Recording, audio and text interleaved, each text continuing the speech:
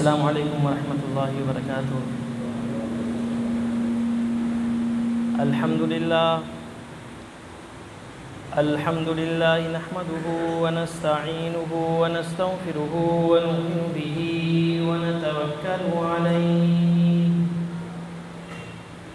ونعوذ باللہ من شرور انفسنا ومن سیئات اعمالنا، من يهده الله فلا مضل له ومن يضلل فلا هادي له، وأشهد أن لا إله إلا الله وحده لا شريك له، وأشهد أن محمدا عبده ورسوله. اللهم صل على محمد وعلى آل محمد كما صليت على إبراهيم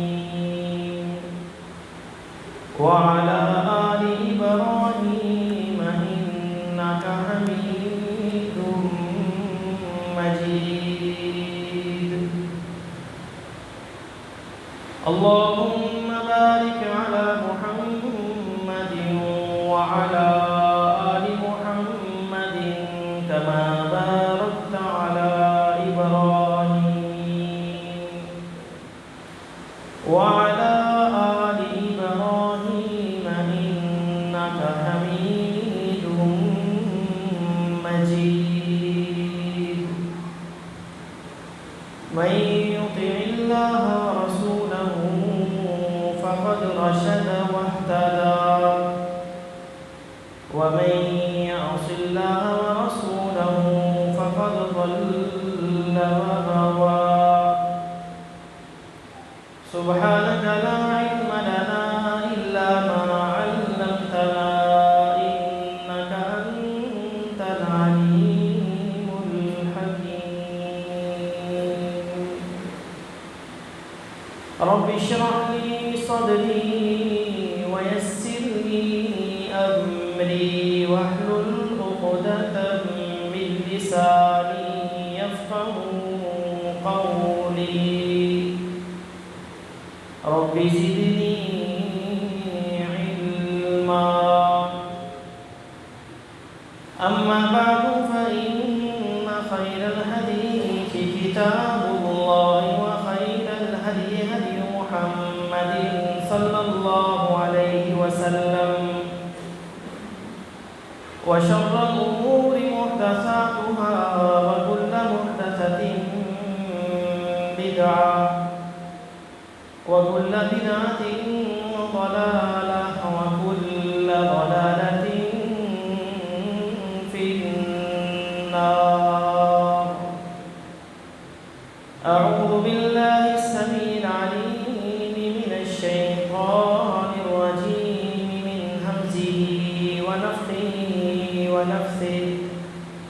بسم الله الرحمن الرحيم. إن الذين آمنوا وعملوا الصالحات وأقاموا الصلاة وآتوا الزكاة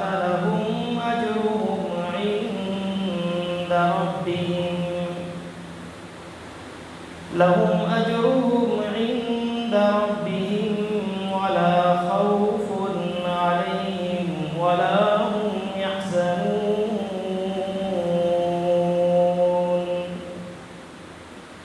صدق الله العظيم وصدق رسوله النبي الكريم، ونحن على ذلك من الشاهدين والشاكرين، والحمد لله رب العالمين.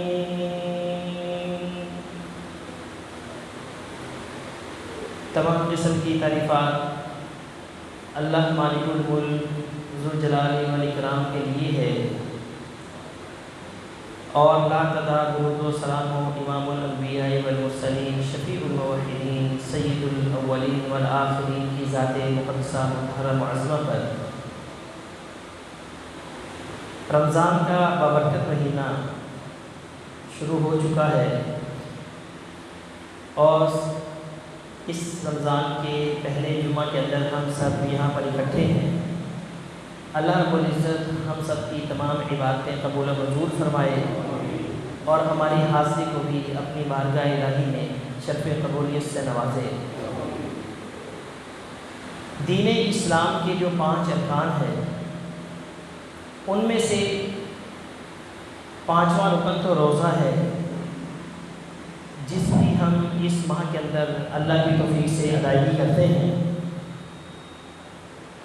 اور ان 5 ارکان جن میں سے پہلا رکن شہادت اللہ الہ الا اللہ و اقام الصلاۃ و ایتاء الزکاۃ و حج البیت و صوم رمضان، نماز ہے، زکوٰۃ ہے، بیت اللہ کا حج ہے اور رمضان کے روزے ہیں۔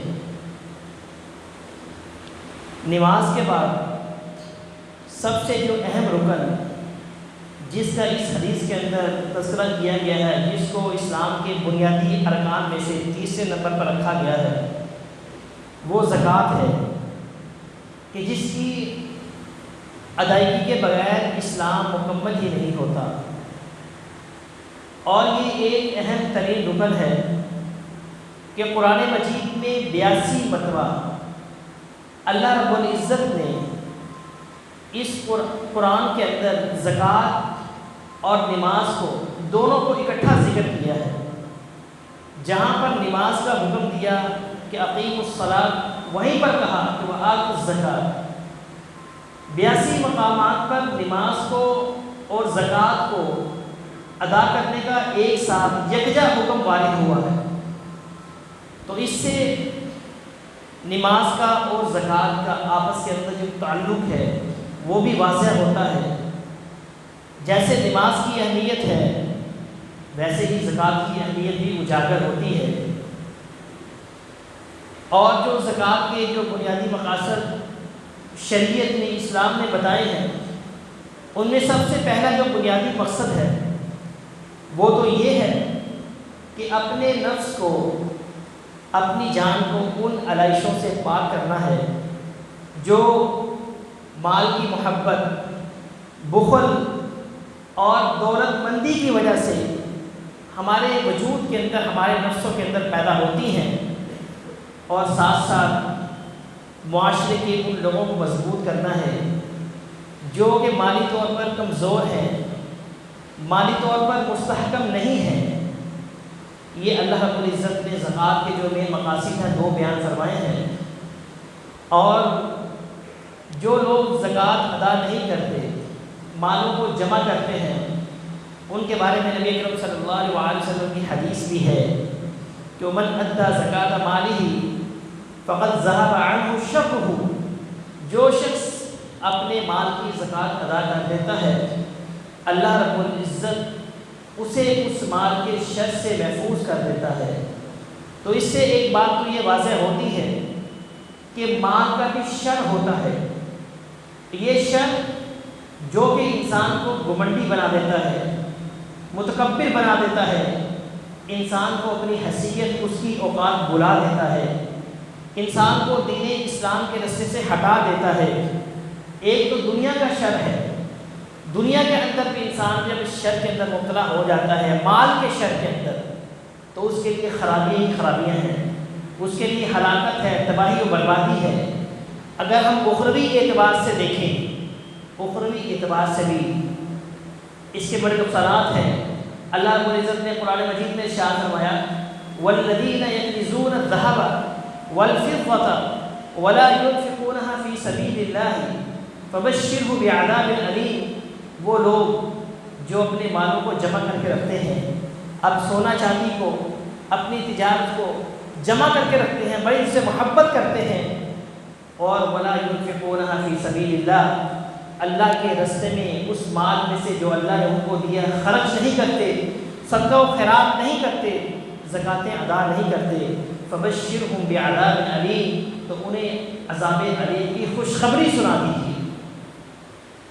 عذاب علیم کی وعید سنائی جا رہی ہے۔ اللہ رب العزت نے خوشخبری کا لفظ استعمال کیا ہے کہ ان کو بشارت دے دیں عذاب علیم کی، دردناک عذاب کی۔ ہے تو وعید۔ مفسرین نے لکھا ہے جیسے یہ لوگ دنیا میں اپنے مال کو جمع کر کے خوش ہوتے تھے، زکاتیں بچا کر خوش ہوتے تھے، اپنے مال کو جمع کر کے خوش ہوتے تھے، آج ان کو اس عذاب علیم کو بھی خوشی کے ساتھ برداشت کرنا چاہیے۔ اس لیے یہ عذاب علیم کے ان کو خوشخبری دے دی۔ یوم یحمى علیہا فی نار جہنم فتقوی بہا جباہہم وجنوبہم وظہورہم ھذا ما کنزتم لانفسکم فذوقوا ما کنتم تکنزون۔ اللہ رب العزت ان کے سارے مال کو، ان کی تجارتوں کو، ان کے پلاٹ کو، ان کے سونا چاندی کو، سب کو اللہ رب العزت اپنے حکم سے اکٹھا کرے گا۔ اکٹھا کر کے اللہ رب العزت اس کو تانبے کا بنا دے گا۔ جب تانبے کا بنا دے گا اللہ رب العزت پھر اس کے ذریعے سے ان کے جسموں کو فرشتوں کے ذریعے سے دغوائے گا۔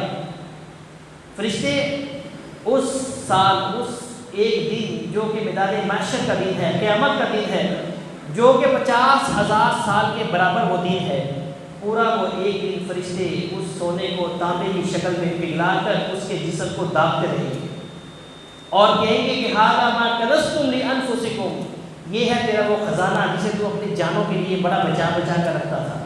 فذوقوا ما کنتم تکنزون، آج تم اس عذاب کا مزہ چکھ، اس خزانے کا مزہ چکھ۔ یہ جواہرات، یہ ہماری زمینیں، یہ ہماری پراپرٹیاں سانپ اور بچھو کی شکل میں ہمیں ڈسے گی۔ کل قیامت کے دن جہنم میں اگر صورتحال کا سامنا کسی کو کرنا پڑے گا تو اس شخص کو کرنا پڑے گا جو مال سے بڑی محبت کرتا ہے۔ محبت کرنا تو جائز ہے، لیکن محبت اس حد تک بھی نہیں ہونی چاہیے کہ وہ مال سے اتنی محبت کرے کہ اللہ کے راستے میں خرچ کرنا ہی بھول جائے، اپنے مالوں کی زکوٰۃ ادا کرنا ہی بھول جائے۔ یہ عذاب علیم ہے، وہ سزا کتنی شدید ہے۔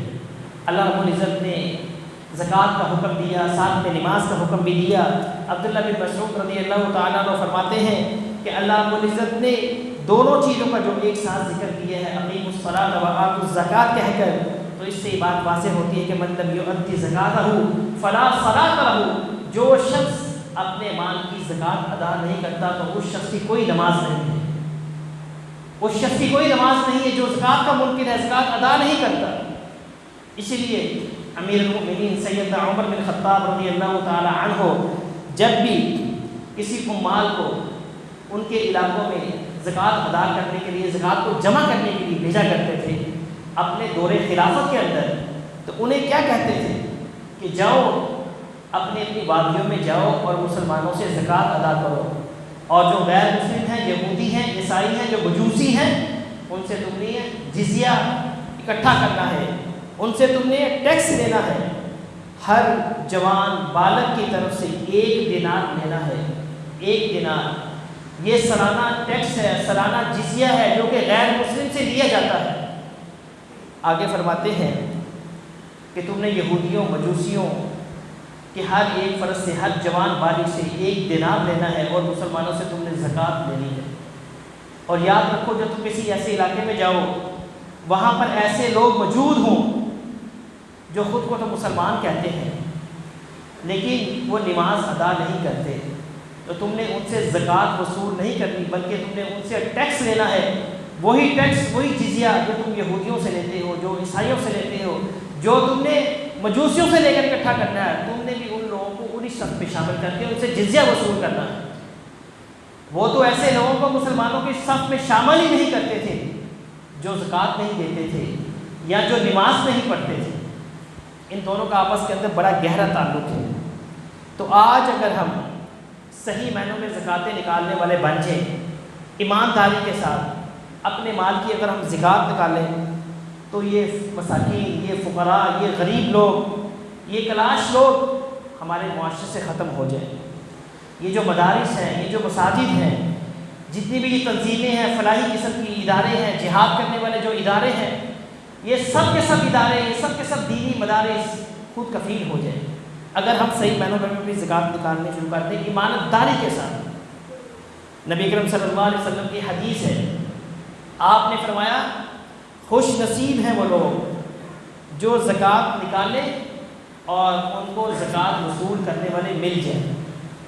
آپ نے فرمایا کہ میری امت کے اوپر ایک دور ایسا آئے گا کہ مال کی اتنی اتنی بہتات ہو جائے گی، مال اتنا کثرت کے ساتھ ہوگا کہ لوگ اپنی زکاتیں اپنے ہاتھوں میں لے کر مستحقین کو تلاش کرتے پھریں گے، لیکن ان کو کوئی زکات وصول کرنے والا نہیں ملے گا۔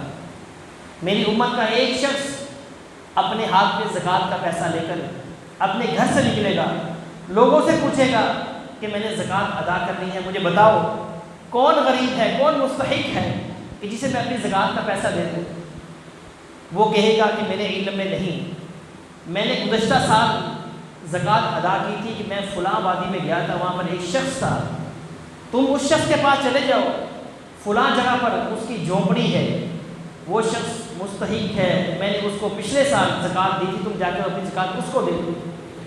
اب وہ شخص زکات کو دینے کے لیے اپنے علاقے سے نکلے گا، سفر کرے گا، اس وادی میں پہنچے گا، اور اس خیمے کے پاس جا کر جب اس کو دستک دے گا، اندر سے ایک شخص نکلے گا، اسے کہے گا کہ میں زکات کا مال لے کر تیرے پاس آیا ہوں، مجھ سے وصول کر دو۔ وہ شخص کہے گا کہ گزشتہ سال تو میرے پاس آیا ہوتا، پچھلے سال تو میرے پاس آیا ہوتا جب مجھے پیسوں کی ضرورت تھی، میں محتاج غریب تھا، آج تو میں خود صاحب نصاب ہو چکا ہوں، آج تو میں خود زکات ادا کرنے والا بن چکا ہوں، مجھے تیری زکات کی ضرورت نہیں ہے، واپس لے جا۔ نبی اکرم صلی اللہ علیہ وسلم فرماتے ہیں کہ وہ دور ہوگا جب زمین کے اندر صرف اور صرف توحید کا غلبہ ہوگا، صرف اور صرف ایک عقیدہ ہوگا، عقیدہ توحید، اس کے علاوہ کوئی عقیدہ نہیں ہوگا، سارے کے سارے موحدین ہوں گے، توحید پرست ہوں گے، عیسائیت ختم ہو چکی ہوگی، یہودیت ختم ہو چکی ہوگی، اور مجوسیت بھی ختم ہو چکی ہوگی، سارے باطل فرقے ختم ہو چکے ہوں گے، زمین کے اوپر صرف ایک ہی نعرہ ہوگا، توحید کا نعرہ ہوگا، ہر طرف سے، پہاڑ کے دامنوں سے، ہر ایک وادی سے، ہر ایک شخص کی زبان سے صرف اور صرف یا اللہ مدد، اللہ کے لیے سجدہ، اللہ کے لیے ہی رکوع، اللہ کے لیے ہی نظر و نیاز ہوگی۔ شرک کے سارے جب اڈے ختم ہو چکے ہوں گے، اللہ رب العزت کی توحید کا جب ڈنکا بج رہا ہوگا، توحید کے شادیانے بج رہے ہوں گے، اللہ رب العزت اتنا خوش ہوگا اس دور سے، اس وقت سے۔ تو آپ نے فرمایا کہ وہ وقت آنے سے پہلے پہلے تم زکاتیں ادا کر دو، کہ وہ وقت جب آئے گا تو اس وقت اللہ کی رحمتیں ہوں گی، اللہ کی برکتیں ہوں گی، زمین کے اوپر کوئی بھی غیر اللہ کا پجاری نہیں ہوگا۔ اللہ رب العزت اس توحید کی وجہ سے اتنا خوش ہوگا، اتنا خوش ہوگا کہ اللہ رب العزت اتنی برکتیں نازل فرمائے گا کہ اگر ایک محلے کے اندر ایک بکری دودھ دے گی تو پورا قبیلہ، پورا کنبہ اس ایک بکری کے دودھ سے سیراب ہو جائے گا، سیر ہو جائے گا۔ اس سے یہ واضح ہوتا ہے کہ اللہ رب العزت خوش ہوتا ہے تو توحید سے خوش ہوتا ہے۔ اسی لیے تو تمام انبیاء کی دعوت کا جو مرکز تھا، جو محور تھا، وہ یہی عقیدہ توحید تھا۔ نبی اکرم صلی اللہ علیہ وسلم نے مکہ کے اندر جو 11 سال تبلیغ کی، صرف عقیدہ توحید سمجھایا۔ قرآن مجید کو اٹھا کر دیکھیں، جتنی بھی سابقہ امتیں ہیں ان پر جو عذاب شدید نازل ہوا، وہ اس توحید کی وجہ سے عذاب شدید نازل ہوا۔ جب ان قوموں کے اندر شرک آ گیا، اللہ رب العزت نے ان کو عذاب کے اندر مبتلا کر دیا۔ اللہ رب العزت نے انبیاء کا سلسلہ شروع کیا تو کس وجہ سے شروع کیا؟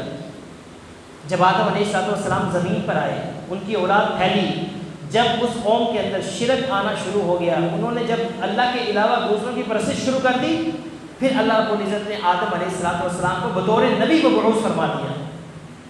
انبیاء کا سلسلہ شروع کرنے کا مین مقصد جو ہمیں واضح سمجھ آتا ہے، وہ یہی عقیدہ توحید کا پھیلاؤ ہے، شرک کو ختم کرنا ہے، شرک کو جڑ سے اکھیڑنا ہے۔ تو اس عقیدہ توحید، اس کے بڑے ثمرات ہیں، اس کی بڑی برکات ہیں، اس کی بڑی فضیلتیں ہیں۔ نبی اکرم صلی اللہ علیہ وسلم فرماتے ہیں کہ اس دور کے آنے سے پہلے پہلے تم زکاتیں ادا کرو، اس موقع کو غنیمت سمجھو کہ تمہارے سامنے آ کر سوالی اپنا ہاتھ پھیلاتا ہے، مدارس کے لوگ تمہارے پاس آ کر زکوٰۃ کا سوال کرتے ہیں، اور سائلین محتاجین لوگ تمہارے سامنے آ کر تمہارے گھر کا دروازہ دستک دیتے ہیں کہ میرے ساتھ تعاون کر دو۔ خوش نصیب ہوتے ہیں وہ لوگ کہ جن کے سامنے لوگ آ کے ہاتھ پھیلاتے ہیں۔ اللہ رب العزت نے انہیں اس قابل بنایا ہے، اللہ رب العزت ان کے ہاتھ سے لوگوں کو دلوا رہا ہے۔ یہ اللہ کا انعام ہے، ان لوگوں کو اللہ کا شکر ادا کرنا چاہیے، اپنی زکاتیں ادا کرنی چاہیے۔ یہ بھی اظہار تشکر کا ایک ذریعہ ہے، اللہ رب العزت کا شکر ادا کرنے کا ایک ذریعہ ہے کہ آپ اپنے مالوں کی زکات ادا کریں، صدقہ و خیرات کریں۔ آپ نے فرمایا کہ وہ ایسا دور ہوگا کہ جو درخت ہوں گے ان کے اوپر جو پھل لگیں گے، اتنے بڑے بڑے پھل ہوں گے. آپ نے کہا تھا ایک درخت اس کے اوپر جو انار لگے گا وہ انار اتنا بڑا ہوگا کہ پورے خاندان پورے کنبے کو سارے کے سارے افراد اس ایک انار سے کھائیں گے حتیٰ کہ ان کا پیٹ بھر جائے گا. ایک انار پورے کنبے کو کافی ہو جائے گا.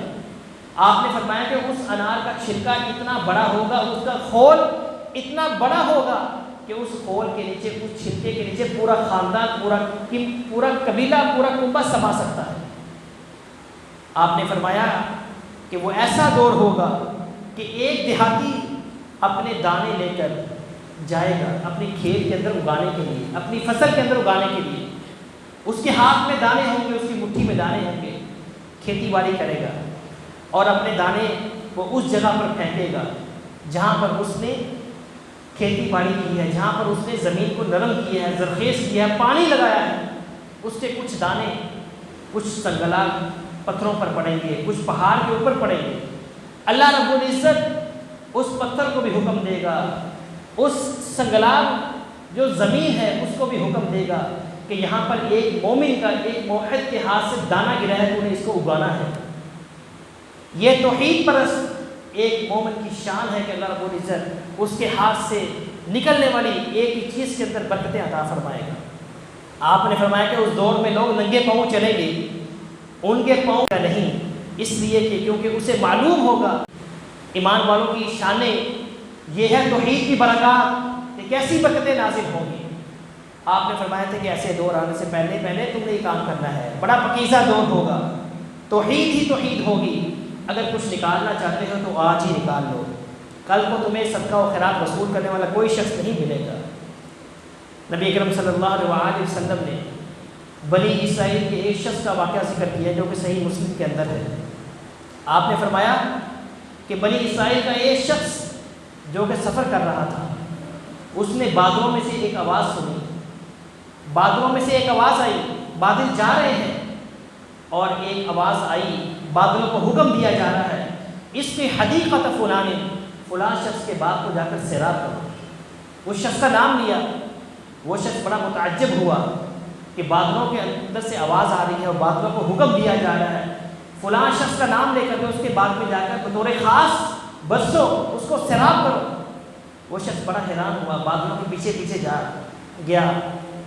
عصر کا وقت ہو گیا تو وہ ایک زمین پر پہنچا, دیکھا کہ ایک دیہاتی اپنی زمین کو کاشت کر رہا ہے. اس سے جا کر اس کا نام پوچھا تو وہی نام تھا جو اس نے اس فرشتے سے سنا تھا جو بادلوں میں سے آواز آئی تھی. تو اس شخص نے کہا کہ مجھے بتاؤ تمہارا کیا معاملہ ہے, میں نے ابھی آسمانوں سے تمہاری آواز سنی ہے کہ ایک کہنے والے نے کہا ہے, بادلوں کو حکم دیا ہے کہ اس کی زمین کو جا کر تم سیراب کرو, اور میں نے دیکھا کہ وہ بادل تیری زمین کے اوپر آ کر یہاں پر برس گئے ہیں. وہ شخص اپنے باغ کے اندر, اپنی کھیتی کے اندر پانی کو, نکاسی کو بہتر کر رہا تھا. اس وقت بارش برس چکی تھی. تو اس شخص نے کہا کہ میرا ایک ہی عمل ہے, میں اپنے باغ کے اندر جتنا بھی مال ہوتا ہے اس کے 3 حصے کرتا ہوں.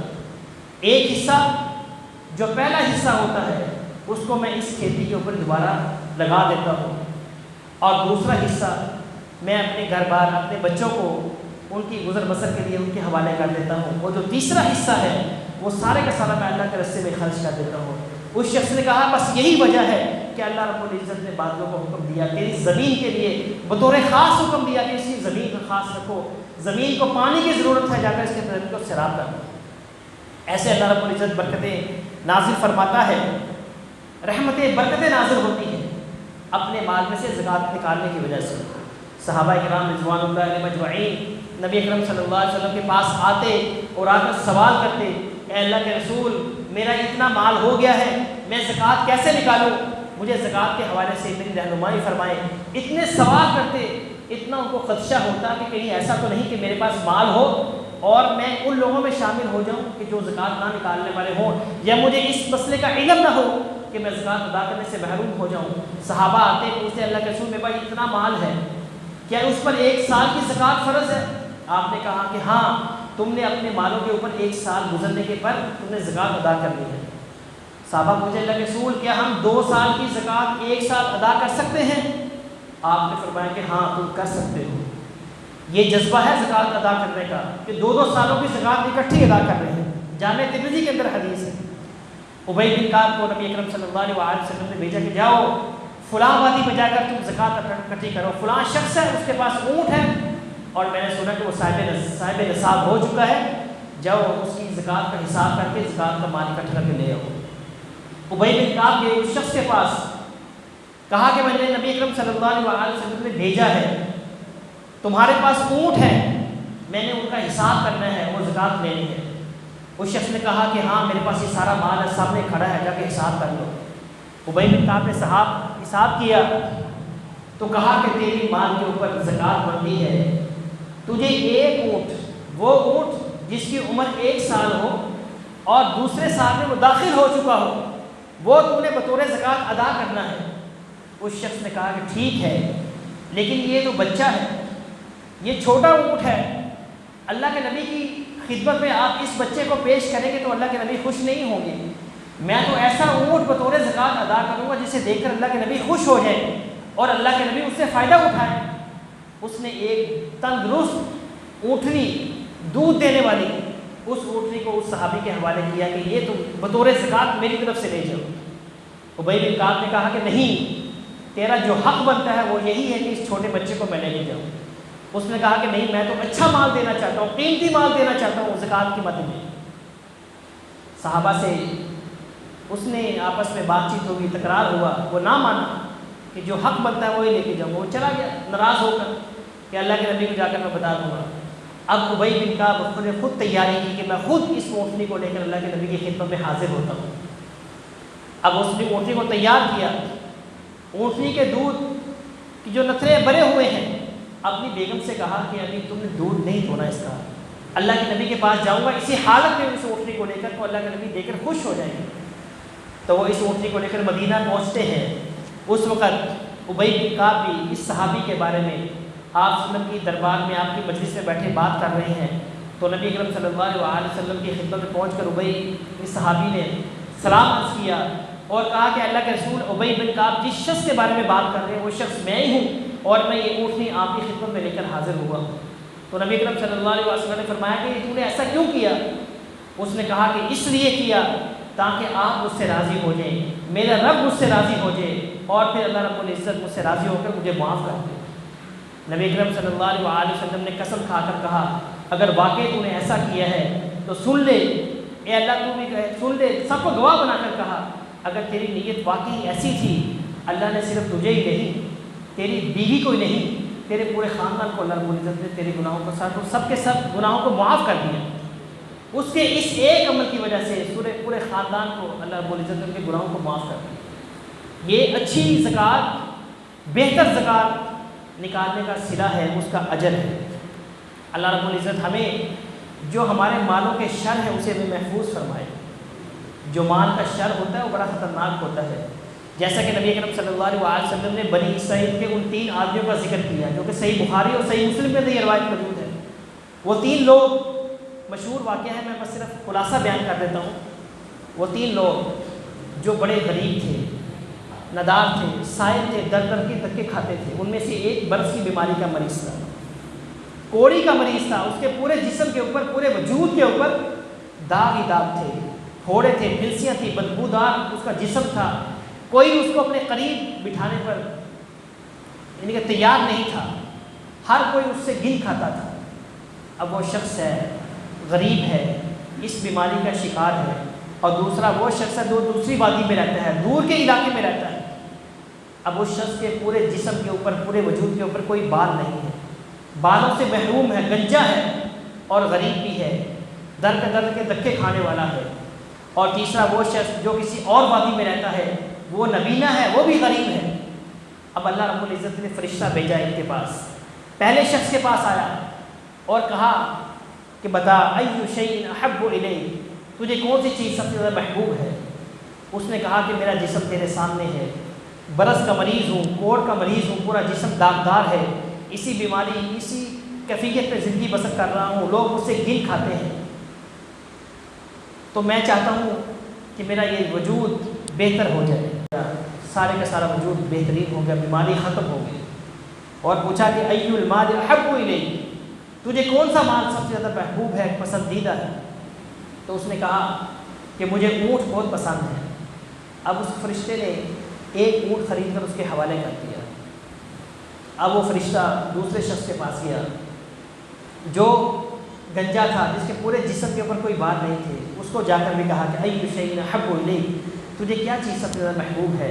اس نے کہا کہ تیرے سامنے ہوں، گنجا ہوں، جسم پر کوئی بال نہیں، جو بڑے بدنما لگتے ہیں، میں چاہتا ہوں کہ میرے جسم کے اوپر جہاں جہاں بال میرے وجود کے حوالے سے خوبصورتی اور مزین ہے، وہ مجھے بال اللہ رب العزت عطا فرما دے۔ فرشتے نے اس کے جسم کے اوپر ہاتھ پھیرا، سارے کے سارے بال آ گئے، اور پوچھا کہ ای المال احب الیک، تجھے کون سا مال سب سے زیادہ پسند ہے؟ اس نے کہا کہ مجھے گائے پسند ہے۔ فرشتے نے ایک گائے خرید کر اسے دے دی اور برکت کی دعا کی اور چلا گیا۔ اب وہ نبینے کے پاس گیا، اس سے جا کر یہی سوال کیا، کیا مال تجھے کیا چیز تجھے پسند ہے؟ اس نے کہا کہ نبینا ہوں، کچھ نظر نہیں آتا، دنیا دیکھ نہیں سکتا، سب کچھ ہی میرے لیے اندھیرا ہی اندھیرا ہے۔ فرشتے نے اس کی آنکھوں کے اوپر ہاتھ پھیرا تو اللہ رب العزت نے بینائی کو لوٹا دیا۔ پوچھا کہ کیا مال پسند ہے؟ اس نے کہا کہ مجھے بکریاں پسند ہے۔ ایک بکری خرید کر اس کو دے دی۔ اب اللہ رب العزت نے ان تینوں کے مال کے اندر اتنی برکتیں نازل فرمائی کہ اپنے اپنے علاقوں کے اندر چودھری بن گئے، نواب بن گئے، صاحب حیثیت بن گئے۔ ایک مدت مدید کے بعد، لمبے عرصے کے بعد، یہی فرشتہ انہی کی شکل میں حاضر ہوا، اس برس کے مریض، کوڑی کے مریض کے پاس آیا اور آ کر کہا کہ میں برس کا مریض ہوں، کوڑی کا مریض ہوں، بیمار ہوں، کھانے کے لیے بھی کچھ نہیں ہے، میری مدد کرو۔ اور یاد کر ایک وقت کو کہ جب تو بھی برس کا مریض تھا، کوڑی کا مریض تھا۔ اس شخص نے جب یہ بات سنی تو اسے بڑا، تجھے کسی نے کہا کہ میں پہلے غریب تھا، میں تو خاندانی امیر ہوں، میں تو بچپن ہے، لیکن میں تو ایک سائل ہوں، غریب ہوں، اللہ کے لیے تیرے پاس آیا ہوں، اپنے مال میں سے میری کچھ مدد کر دے۔ اس شخص کو بڑا غصہ آیا، اس نے کہا نکل جا، دھکے دے کر اس کو وہاں سے نکال دیا۔ اور اس شخص نے جاتے ہوئے کہا، اس فرشتے نے جاتے ہوئے کہا کہ اگر تو جھوٹا ہے، تو پہلے اس بیماری کے اندر مبتلا تھا، اور تیرا کہنا کہ میں تو ایسا نہیں تھا، اور میں پہلے غریب بھی نہیں تھا، خاندانی امیر اور رئیس ہوں، اگر تو جھوٹا ہے تو اللہ رب العزت دوبارہ تجھے پہلی والی حالت میں کر دے۔ فرشتے نے اسے بد دعا دی، فوراً ہی اس کے پورے جسم کے اوپر اسی کوڑ کا مرض دوبارہ لاحق ہو گیا۔ وہ شخص بھاگتا ہوا باہر آیا، کیا دیکھتا ہے کہ آسمان سے ایک آفت نازل ہوئی، اس کے سارے ریوڑ کو، جو اونٹوں کا پورا ریوڑ تھا، سارے کا سارا تباہ و برباد ہو گیا۔ اللہ نے سارا سامان اس کا غرق کر دیا، صحت واپس لے لی، بیماری کے اندر دوبارہ مبتلا کر دیا۔ اب دوسری وادی میں دوسرے شخص کے پاس گیا، اسی حالت میں گنجا بن کر اور غریب ندار سواری بن کر کلاش کی حیثیت سے گیا، اور جا کر کہا کہ ایک سائل ہوں، مسافر ہوں، کھانے کے لیے کچھ نہیں ہے، اور تیرے سامنے گنجا ہوں، جسم میں کوئی بال بھی نہیں ہے، بیماری ہے، اور تو بھی پہلے اسی حالت میں ہوا کرتا تھا کہ اللہ نے تیرے اوپر انعام کیا، کرم کیا، تجھے صحت بھی دی، تجھے خوبصورتی بھی دی، تجھے بالوں کے ساتھ مزین بھی کیا، اور تجھے خوبصورت اللہ رب العزت نے جسم دیا، اور ساتھ میں اللہ رب العزت نے تجھے مال بھی دیا۔ اس شخص کو یہ بات سن کر بڑا غصہ آیا، کہا کہ میں تو شروع سے ہی اس طرح خوبصورت ہوں، میرے تو وجود کے اندر شروع سے ہی اتنے بال ہیں، اور میں تو خاندانی رئیس ہوں، میرے پاس تو مال خاندانی ہے۔ تو اس نے کہا کہ مجھے اس مال میں سے جو اللہ نے تجھے دیے ہیں مجھے دے۔ اس نے کہا کہ میرے اوپر تو بڑے حقوق ہیں، بڑے ذمہ داریاں ہیں، بڑے میرے مسائل ہیں، بڑے وسائل ہیں، میں تجھے نہیں دے سکتا، کسی اور کے پاس چلے جا۔ اس فرشتے نے کہا کہ اگر تو واقعی ایسا ہے، اللہ رب العزت نے تجھے تیری حالت کو بدل دیا، اور جیسا تو کہہ رہا ہے کہ میں خاندانی ایسا ہوں، شروع سے میں صحت مند ہوں، اگر تو جھوٹا ہے تو اللہ رب العزت تجھے واپس اسی حالت میں لے آئے جیسے حالت تیری پہلے تھی۔ بد دعا دے کر فرشتہ نکلا تو اللہ رب العزت نے دوبارہ اس کے جسم سے سارے کے سارے بالوں کو ختم کر دیا۔ وہ شخص بھاگتا ہوا اپنے گھر سے باہر نکلا تو کیا دیکھتا ہے کہ آسمانی آفت کی وجہ سے اس کے سارے کے سارے جو گائے ہیں ساری کی ساری تباہ و برباد ہو گئی، سب کی سب مر گئی۔ اب وہ شخص تیسرے شخص کے پاس آیا، وہ فرشتہ اسی نبینے کی حالت میں کہ نبینا ہوں، مسافر ہوں، غریب ہوں، کھانے کے لیے کچھ نہیں ہے، آنکھوں سے نبینا ہوں، کچھ نظر نہیں آتا، تو میری مدد کرے، اللہ نے تجھے اتنا دیا ہوا ہے، تو بھی نبینا تھا۔ اس شخص نے کہا ہاں میں بھی پہلے نبینا تھا، میری بینائی نہیں تھی، اللہ نے مجھے بینائی عطا کی۔ واقعی میں پہلے غریب تھا، میرے پاس کھانے کو کچھ نہیں تھا، یہ سارا مال اللہ نے مجھے دیا ہے، یہ ساری کی ساری بکریاں جو تو دیکھ رہا ہے یہ میرے رب کا دیا ہوا ہے، جتنی چاہے مرضی بکری یہاں سے لے جا، یہ اللہ کا مال ہے، وہ اللہ کے لیے ہی ہے۔ اس فرشتے نے کہا کہا کہ میں تو اللہ کا فرشتہ ہوں، میں تو آزمائش کے لیے تیرے پاس آیا تھا، تو کامیاب ہوگا، تیرے دونوں ساتھی ناکام ہوں گے۔ تو نے سچ کہا، تو اپنی حیثیت کو، اپنی اوقات کو تو نے یاد رکھا، بھولا نہیں۔ تو نے اس کا اقرار کیا کہ واقعی میں پہلے غریب تھا، پہلے میں بیمار تھا، اللہ نے مجھ پر یہ کرم کیا ہے، اللہ نے مجھ کو یہ انعامات دیے۔ اپنی حیثیت کو، اپنی اوقات کو انسان کو کبھی نہیں بھولنا چاہیے، ہمیشہ یاد رکھنا چاہیے، وگرنہ اگر متکبر ہو جائیں گے، گھمنڈ میں آ جائیں گے کہ میں پہلے ایسا نہیں تھا، میں تو خاندانی رئیس تھا، تو اللہ رب العزت کو یہ تکبر پسند نہیں ہے، یہ گھمنڈ لوگ اللہ کو پسند نہیں ہے۔ اللہ رب العزت پھر ایسے لوگوں کو ان کے مال کی شر کے اندر مبتلا کر دیتا ہے۔ یہ مال کا شر ہی ہے نا جنہوں نے انہیں دوبارہ پہلی والی بیماری کے اندر مبتلا کر دیا، سارے کا سارا مال اللہ نے غصب کر لیا۔ تو شر سے، مال کے شر سے محفوظ رہنے کا طریقہ یہی ہے، یہ مال اللہ کا دیا ہوا ہے تو اللہ کے راستے میں اسے خرچ کرنا چاہیے۔ اللہ رب العزت نے قرآن مجید میں قارون کا ذکر کیا، ان قارون کان من قوم موسیٰ فبغى علیہم۔ وہ قارون کون تھا؟ موسیٰ علیہ السلام کا چچا زاد بھائی تھا، کزن تھا موسیٰ علیہ السلام کا، تورات کا حافظ تھا۔ اللہ رب العزت نے جب اس کو خزانے دیے، اتنا مال دیا کہ لا تنوء بالعصبة اولي القوة، کہ اس کے خزانوں کی جو چابیاں اٹھانے کے لیے پوری ایک جماعت ہوا کرتی تھی، ایک لشکر ہوتا تھا۔ جب اللہ نے اس کو خزانے دیے، اتنا مال دیا، تو بڑے جلال و جلال کے ساتھ، بڑے متکبر گھمنڈی انداز میں لوگوں کے ساتھ نکلتا تھا، بڑا فخر کرتے ہوئے نکلتا تھا۔ لوگ کہتے تھے کہ اللہ نے تجھے مال دیا ہے، عاجزی اختیار کر اور اس مال کو اللہ کے راستے میں خرچ کر، احسن کما احسن اللہ الیک، جیسے اللہ نے تیرے اوپر احسان کیا ہے تو بھی لوگوں کے ساتھ احسان کر، گھمنڈی مت ہو، متکبر مت بن۔ یہ انداز اللہ کو پسند نہیں ہے۔ لوگوں نے کہا، لیکن وہ اس کا گھمنڈ، اس کا جو غرور، تکبر بڑھتا ہی گیا۔ جب وہ اپنے مال کے ساتھ باہر نکلتا، لوگ بڑے فخر کے ساتھ دیکھتے اور تمنا کرتے، کاش ہم بھی اس جیسے ہو جائیں، یا لیتنا مثل ما اوتی قارون، کاش کہ ہمیں بھی اتنا مال دیا جاتا جتنا مال اللہ رب العزت نے اس قارون کو دیا ہے۔ جو ایمان والے لوگ ہیں وہ ان کے اوپر افسوس کرتے کہ تمہارے اوپر افسوس ہے، حسرت ہے، تمہارے اوپر بڑا افسوس ہے کہ تم اس مال کی امید کر رہے ہو، حسرت کر رہے ہو، تمنا کر رہے ہو، جو کہ تباہ و برباد ہونے والا ہے۔ اللہ رب العزت نے اس قارون کو لخسفنا به وبداره الارض، اللہ رب العزت نے اس قارون کو اس کے خزانوں سمیت زمین کے اندر دھنسا دیا۔ جب لوگوں نے دیکھا کہ اللہ رب العزت نے اس کو زمین کے اندر دھنسا دیا، سارے خزانوں کو زمین کے اندر دھنسا دیا ہے، تو پھر ان لوگوں نے اللہ کا شکر ادا کیا کہ اللہ کا ہم پر لولا امن اللہ علینا لخسف بنا، اگر اللہ کا ہم پر احسان نہ ہوتا تو آج ہم بھی قارون کے ساتھ زمین کے اندر دھنس جاتے۔ جو لوگ بھی مال کے حوالے سے گھمنڈی ہو جاتے ہیں، متکبر ہو جاتے ہیں، اللہ رب العزت ان کے ساتھ ایسا ہی انجام کرتا ہے کہ ان کو مال کے شر کے اندر مبتلا کر دیتا ہے۔ بڑے واقعات ہیں، قارون کا پورا واقعہ 20 پارے کے اندر اللہ رب العزت نے بڑی تفصیل کے ساتھ بیان کیا ہے۔ تو یہ ماہ مبارک رمضان کا جو مہینہ ہے، اس مہینے میں اپنے مالوں کی زکوٰۃ کا حساب لگا کر تم نے اسے ادا کرنا ہے۔ اپنے مال کو بچانے کے لیے تم نے ہیلے بہانے تلاش نہیں کرنے۔ علماء کرام سے پوچھتے ہیں کہ کسی طریقے سے میرے مال کی زکوٰۃ بن جائے، مالوں کو بچاتے ہیں کہ یہ صدقہ و خیرات نہ دینا پڑے، زکوٰۃ ادا نہ کرنی پڑ جائے۔ صحابہ کرام تو بہانے تلاش کیا کرتے تھے، یا اللہ کے رسول ہمیں حکم دیں کہ ہم اپنے فلاں مال کی زکوٰۃ ادا کریں، بتائیں کتنی زکوٰۃ لینی ہے۔ تو ہمیں ایمانداری کے ساتھ اس ماہ مبارک کے اندر اپنے مالوں کی زکوٰۃ ادا کرنی چاہیے، تاکہ اللہ رب العزت ہمارے مالوں کو پاک کرے اور ہمیں برکتوں سے نوازے، اور جو مین مقصد ہے کہ معاشرے کے اندر سے جو غریب ندار مفلس لوگ ہیں ان کا بھی خاتمہ ہو جائے۔ اقول قولی ھذا استغفر اللہ لی ولکم وآخر دعوانا الحمد للہ رب العالمین۔